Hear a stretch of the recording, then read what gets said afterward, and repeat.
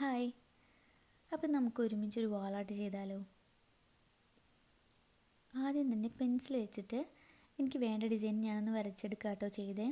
കോമ്പസും സ്കെയിലും എല്ലാം യൂസ് ചെയ്തിട്ടാട്ടോ ഞാൻ വരച്ചത്. അങ്ങനെ നന്നായിട്ടൊന്ന് വരച്ചതിന് ശേഷം നമ്മൾ പെയിൻറ് ചെയ്യാനായിട്ട് യൂസ് ചെയ്തിട്ടുണ്ടായിരുന്നത് എക്രിലിക് കളേഴ്സാണ് കേട്ടോ. ബ്രൗണും ഗ്രീനും ബ്ലാക്കും കൂടിയാണ് യൂസ് ചെയ്തത്.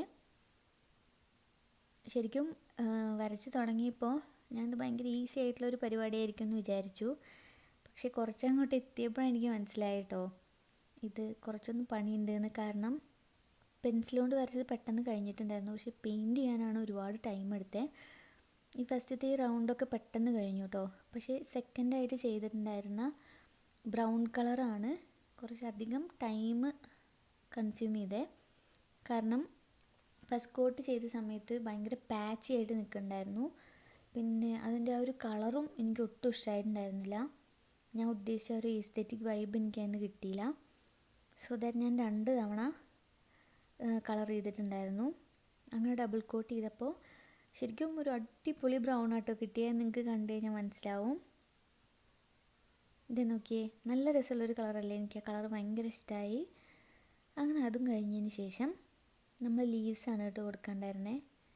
പിന്നെ ആ സൈഡിലിരിക്കുന്ന ആ ഹാങ് ചെയ്യുന്ന കുപ്പി നിങ്ങൾക്ക് ഓർമ്മയുണ്ടോ? ആ വീഡിയോ കണ്ടിട്ടില്ലാത്തവർ അതും കൂടെ കാണും കേട്ടോ. അതിൻ്റെ ലിങ്ക് ഞാൻ ഇവിടെ കൊടുക്കാം. അങ്ങനെ നമ്മൾ ആ ലീവ്സും കൂടെ ബ്ലാക്ക് കളർ കൊടുത്ത് കംപ്ലീറ്റ് ചെയ്തിട്ടുണ്ടായിരുന്നു. പിന്നെ ഈ വരയ്ക്കുന്നതിനിടയിൽ എൻ്റെ ഭാഗത്തു നിന്നൊരു മിസ്റ്റേക്ക് ഉണ്ടായി കേട്ടോ. ദേ ഈ കാണുന്നത് കണ്ടോ, ആ ബ്രൗൺ കളർ എൻ്റെ കയ്യിൽ നിന്ന് കുറച്ച് പോയിട്ടുണ്ടായിരുന്നു. അപ്പം ഞാനത് നേരെ ശ്രദ്ധിച്ചില്ല. അതുകൊണ്ട് തന്നെ അത് അവിടെ ഉണങ്ങി പിടിച്ചിരിക്കുന്നുണ്ടായിരുന്നു കേട്ടോ. പിന്നെ ഞാനത് ബ്ലേഡൊക്കെ വെച്ച് അങ്ങനെ കളയാണ് ചെയ്തത്. പിന്നെ നിങ്ങൾക്ക് സൂക്ഷിച്ച് നോക്കിക്കഴിഞ്ഞാൽ മനസ്സിലാവും, ആ ബ്രൗണും കൊടുത്ത് കുറച്ച് പരന്നു പോയിട്ടുണ്ടായിരുന്നു.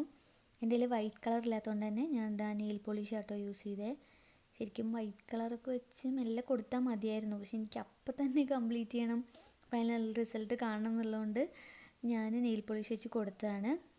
അങ്ങനെ അതൊക്കെ കളഞ്ഞ് ഫുള്ള് സെറ്റാക്കി. ഇതാണ് കേട്ടോ ഫൈനൽ ലുക്ക്. എനിക്ക് ഒരുപാട് ഇഷ്ടമായിട്ടുണ്ടായിരുന്നു. നിങ്ങൾക്ക് ഇഷ്ടപ്പെട്ടിട്ടുണ്ടെങ്കിൽ നിങ്ങളും ട്രൈ ചെയ്ത് നോക്കുക. അപ്പോൾ അത്രയേ ഉള്ളൂ. ബൈ.